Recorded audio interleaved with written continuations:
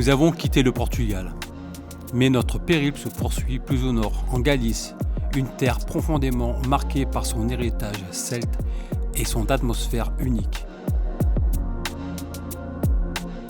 Ce voyage nous a offert des ambiances très différentes, mais toujours intenses, l'appel de l'océan, la tranquillité des terres rurales, ou encore l'énergie vibrante de villes comme Porto. À chaque étape, c'est l'âme du Portugal que nous avons ressentie, avant de basculer désormais dans une autre culture, une autre lumière.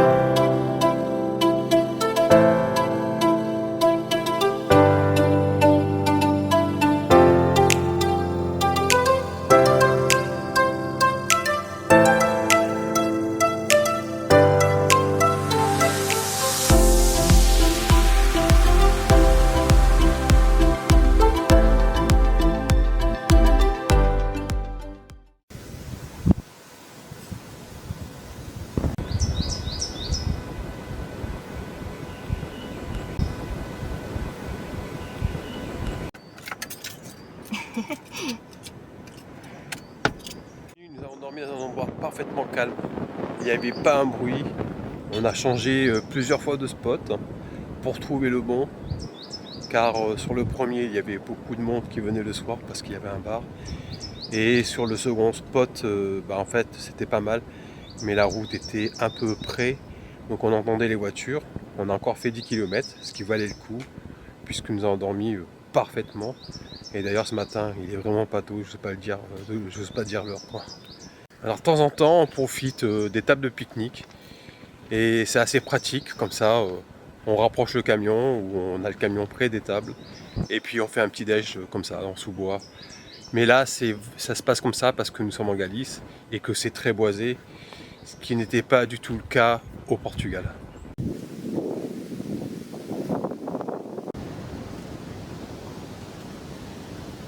Un aspect très important quand on est en van, alors surtout avec ce type de van qui est équipé de tentes de toit, c'est de trouver des spots avec ombre en plein été. C'est hyper important de pouvoir ventiler, de mettre la moustiquaire et de profiter du courant d'air. Et là on dort très très bien, sinon c'est pas tenable.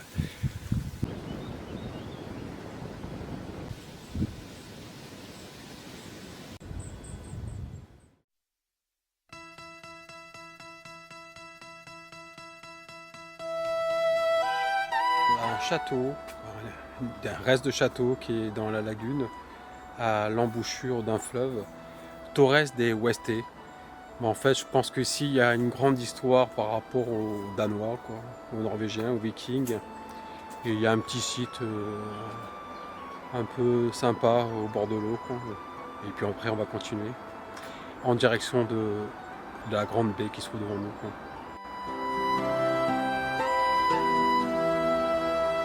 À peine arrivé, on voit déjà des sites où ils ont fait des petites fêtes genre viking. Ça doit être un site un peu lié à ça, je pense. Il y a genre, en face, il y a des tentes. Ils font des manifestations là-dessus.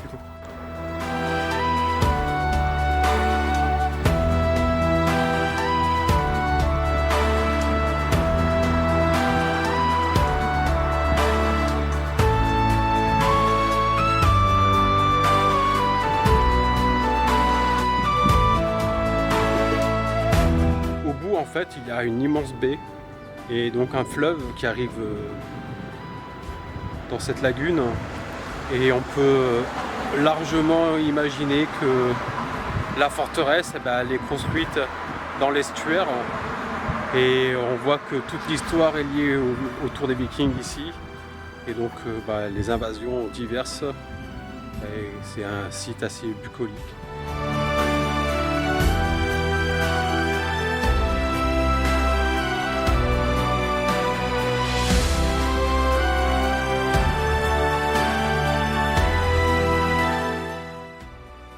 Katoara, au bord de l'estuaire de Lula. Un lieu paisible aujourd'hui, mais autrefois l'un des points stratégiques les plus importants de Galice. Au Moyen-Âge, ces tours de pierre, les Torres dos Oeste, formaient une ligne de défense contre un ennemi inattendu, les Vikings. Venus du nord, ils remontaient le fleuve pour piller Saint-Jacques-de-Compostelle. Katoara leur barrait la route, et encore aujourd'hui, chaque été, la ville revit cette époque à travers une fête viking haute en couleurs, où dracars et guerriers envahissent de nouveau les rives.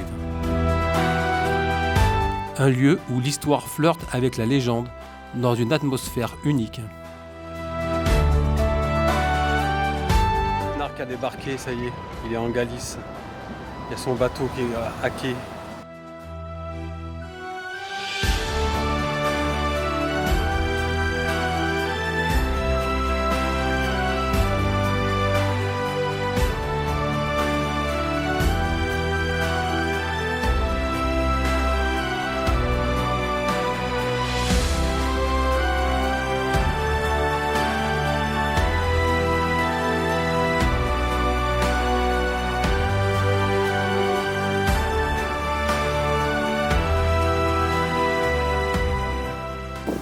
On est dans une mer de roseaux. Le petit kiosque là, ils l'ont mis en plein milieu, c'est assez sympa.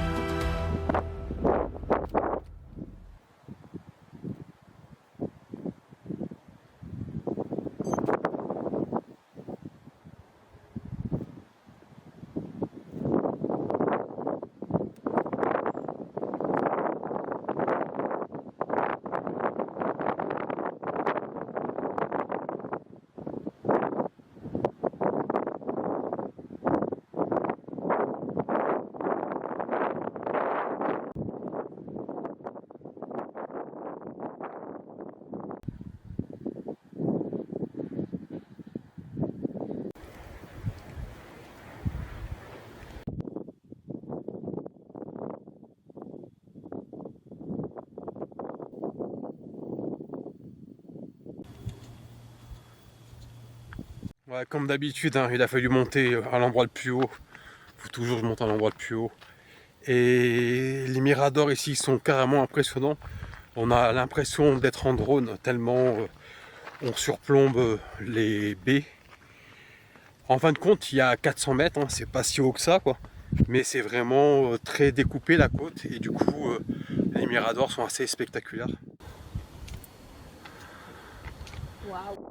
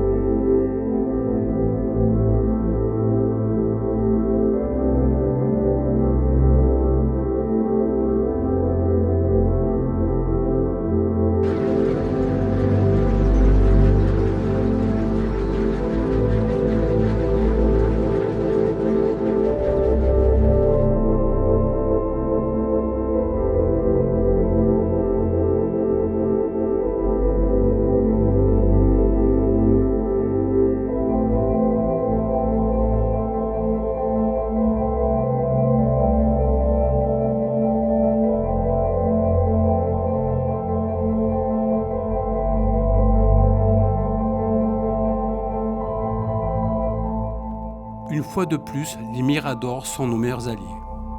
Celui-ci domine littéralement la côte, offrant une vue spectaculaire presque irréelle. Installé en hauteur, seul face à l'océan, nous aurons droit à un sunset à couper le souffle. Le genre de moment suspendu qui donne tout son sens à la vie en bas.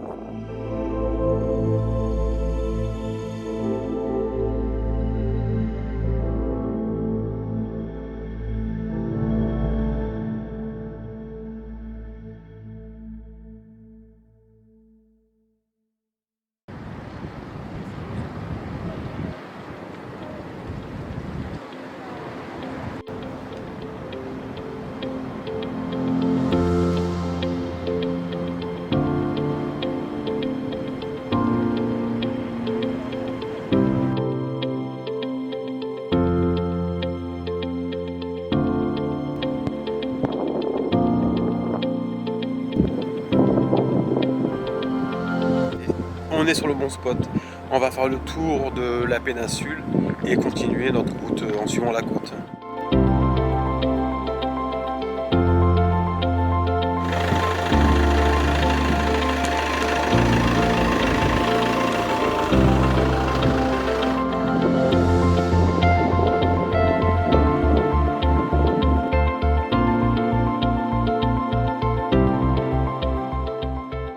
Ça y est, on a réussi à spotter en fait pour aller aux dunes. Il y a deux entrées principales. La première entrée principale, elle donne sur un petit parking. Et là, c'était plein. Là, il y a un parking qui est beaucoup plus grand sur la deuxième entrée. Il faut suivre simplement la route qui suit la côte. Et on va aller voir ce parc régional. Et dans le sens où c'est une lagune avec des dunes, une plage assez sauvage. D'ailleurs, toute cette partie de la côte est assez sauvage. Et franchement, la Galice, d'un point de vue plage, c'est vraiment joli. Entre toutes ces baies, la côte qui est rocheuse, soit sableuse. Enfin, c'est vraiment de jolis paysages, avec une nature assez préservée quand même dans la région. Direction la playa, voir l'état des dunes.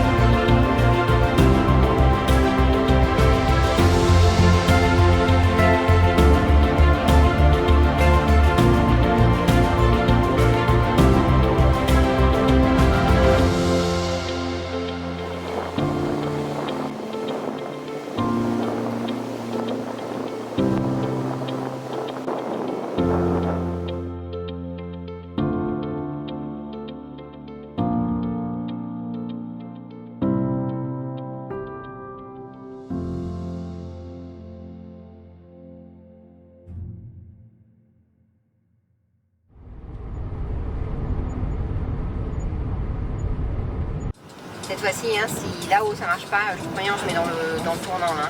Parce que là, ce soir, on va jamais réussir à se spotter, c'est pas possible.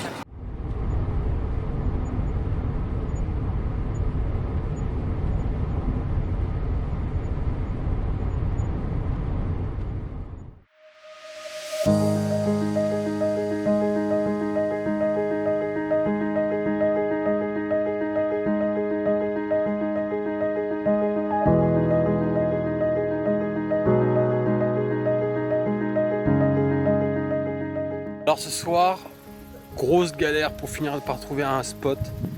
Mais au final là, on est à la Galice, ça nous restera comme la région des Miradors. Et au final, les Miradors, c'est toujours une route de secours, comme on dit parfois. Il y a des églises. Bah, ici en Galice, il y a les églises, les chapelles et les Miradors. On a fini par trouver un super spot en haut d'un Mirador, au calme.